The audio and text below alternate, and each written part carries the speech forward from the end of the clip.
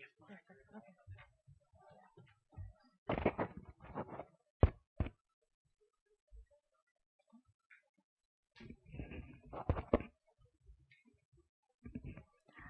everyone, I'm Varuni, and I'm here to speak about Bangalore story through open data.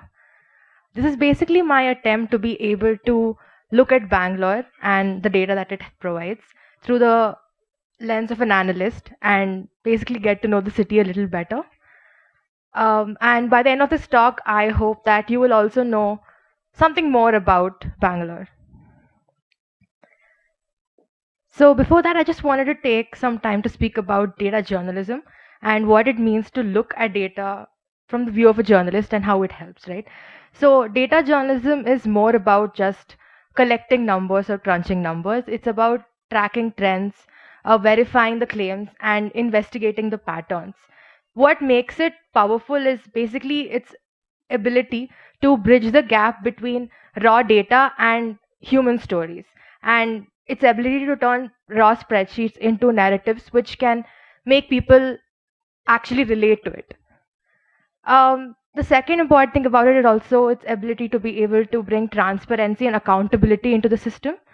So when governments or like institutions they publish open data, journalists analyze it, and suddenly vague statements turn into evidence, right, that we can use.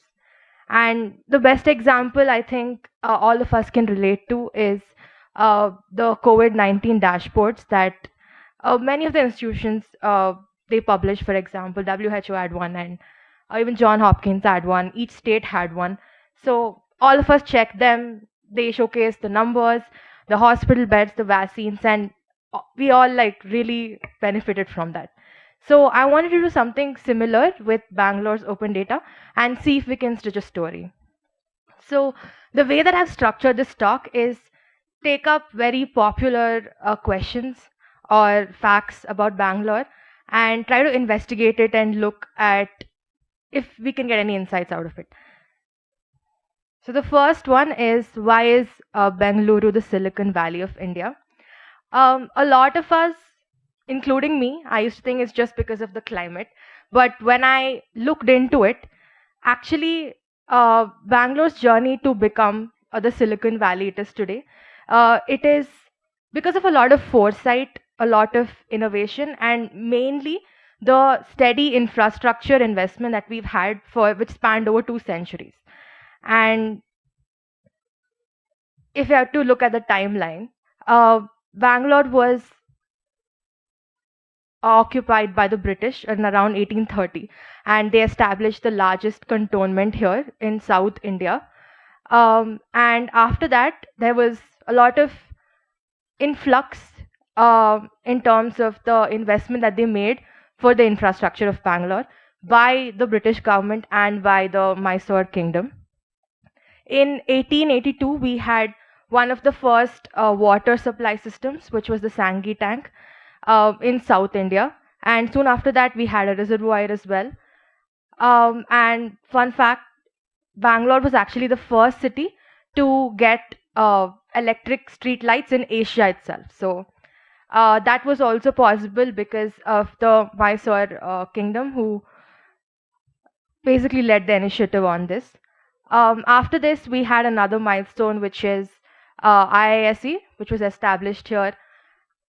After that, we had a lot of people, researchers coming in, and there was a research community set up for HAL to be established here. HAL was established around the Second World War, I think in 1940s, uh, because of the investment done by the Mysore kingdom, who thought that this is like a good investment. HAL actually that time it stood for Hindustan Aircraft Limited, where they said that okay, there's war and having like aerospace is a really good thing, so they did that. And because of that, we had ISRO. So what I'm trying to establish here is that each milestone was because of the precedent set by the previous milestone, right? And after that, we around the 2000s we had the influx of MNCs, and I think the government here played a huge role where they gave a lot of subsidies and tax cuts for these MNCs to be able to come here. They aggressively pursued them, which is why we have what we have today. Just to give you like a perspective, this is during the 19,000s. If we look at the major cities that we had during that time, you can see that when it comes to infrastructure, which is street lights, roads, and the water supply, Bangalore actually is very comparable to Kolkata, though Kolkata was much more bigger. Um, so just to establish the fact that it all just did not happen because the climate is good. It is evidenced by a lot of years of consistent development that we've had. Now, the second question that I have is why so much traffic? This is very personal for me because I've missed one flight and one train because of Bangalore's traffic. How many of you have maybe like missed a flight or a train or a bus because of the traffic? Like, yeah, we have like 4 or 5 hands here. So yeah, I wanted to explore this, and I thought the first thought that came to my mind was maybe it's because of the population density, the population explosion, right? Um, and this is basically a sunburst chart of the major pressure points in Bangalore. So you have like Indiranagar, Kormangala, MG Road leading. And what was interesting was that the pressure points, they were actually a few junctions or like streets. So for example, in Kormangala, the major contributors, like 80 to 90% of the traffic was coming from Sarjapur Road and the Sony World signal. And similar, I have found a similar pattern throughout the city. And while thinking of why this is, I realized that it could have been to do something with the way that the city is structured, right? Because if we have to blame it on the population density, you also have to realize that there are a lot of other metropolitan cities who have similar or more population density, which do not face such a huge traffic problem.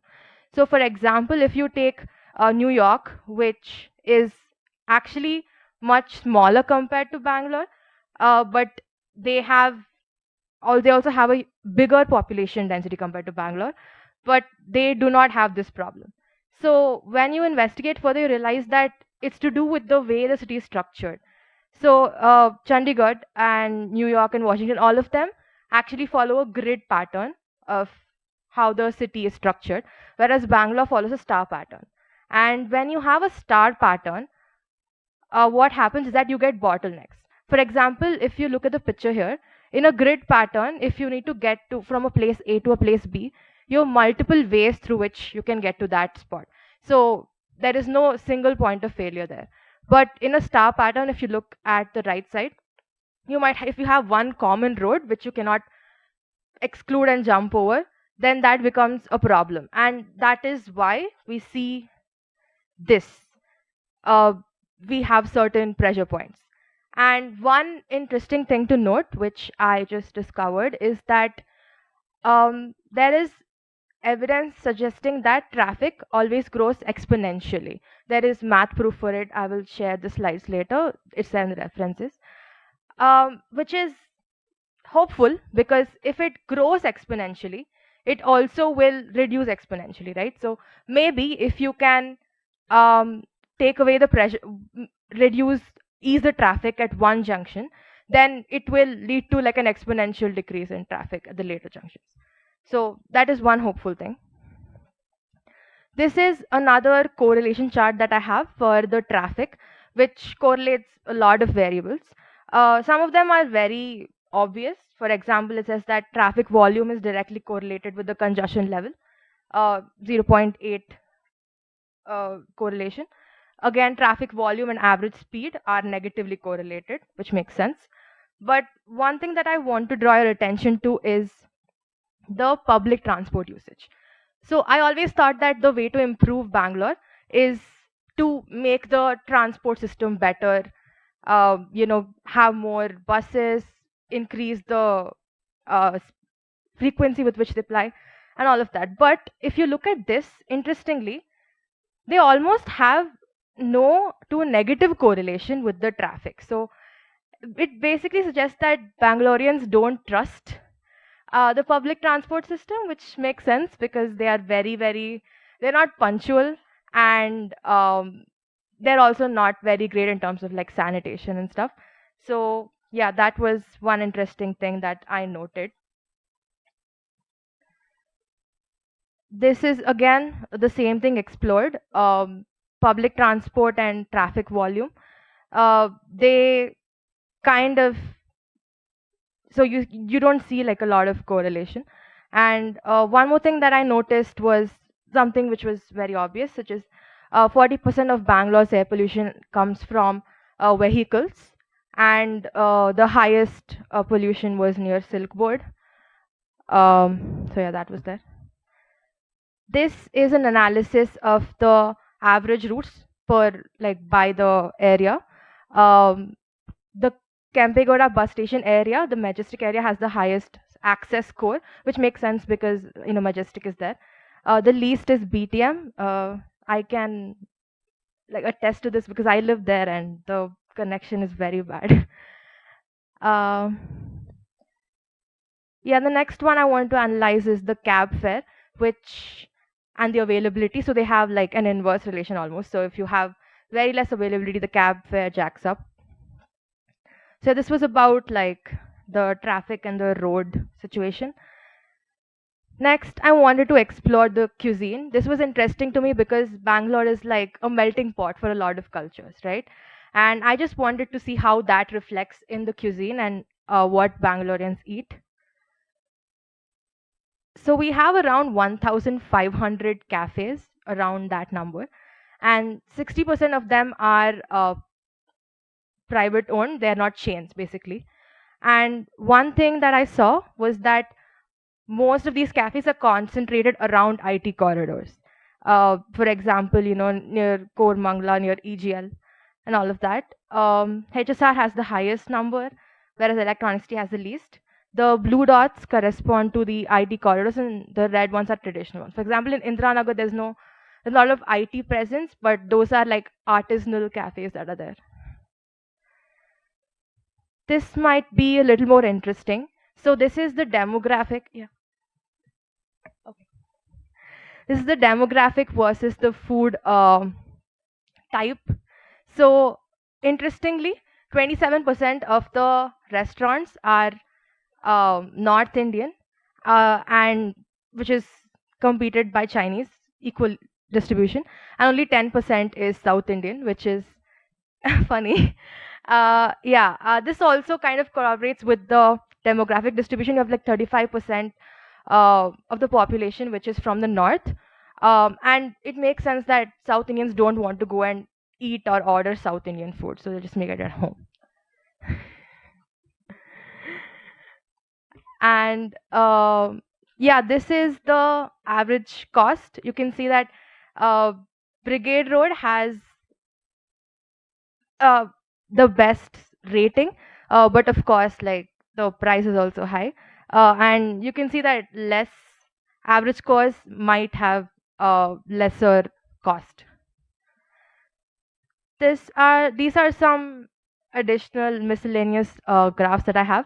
This is with respect to the street light status, which is apparently horrible because only 22% of the city's street lights are functional. So if you look at every area, if you look at the proportion of functional to non-functional, it is either equal to or less than 50%, which is bad.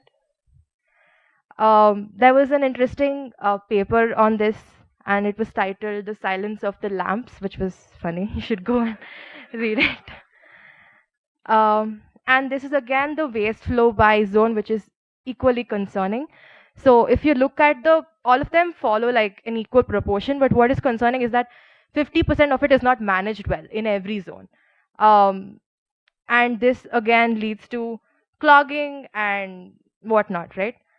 So yeah, I think that was my time. These are the references. Thank you so much.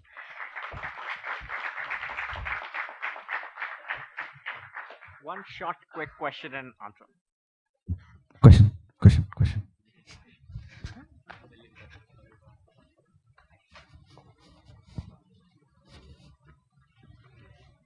Who is it? This guy. First of all, like it was really nice presentation and a lot of good data points there. Just curious, like how did you collected this data and how you curated it, and what was your thought process behind it?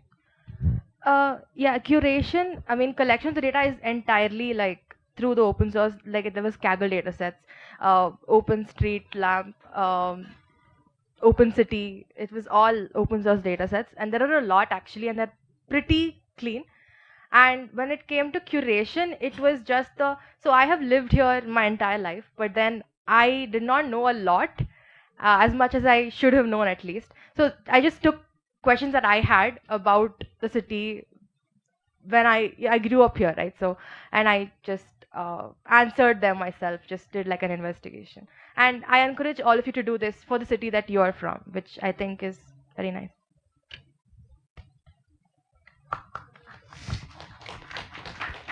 One quick question.